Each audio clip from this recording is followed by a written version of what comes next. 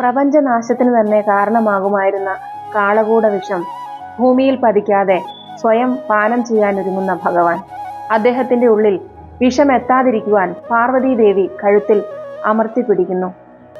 ഭഗവാന് ആപത്ത് സംഭവിക്കാതിരിക്കാൻ ദേവീദേവന്മാർ ഉറക്കമൊഴിഞ്ഞ് പ്രാർത്ഥിക്കുന്നു.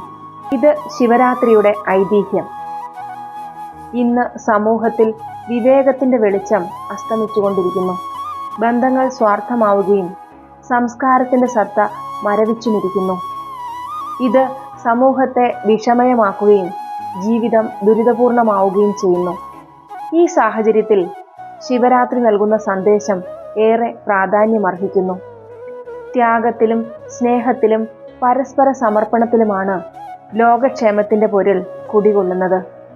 ഓരോ ആചാരാനുഷ്ഠാനങ്ങളുടെയും കാതൽ കണ്ടെത്തി സംരക്ഷിക്കേണ്ടത് നിലനിൽപ്പിന് ഏറെ അത്യാവശ്യമായിക്കൊണ്ടിരിക്കുന്ന ഒരു കാലഘട്ടത്തിലൂടെയാണ് നാം കടന്നു പോകുന്നത്.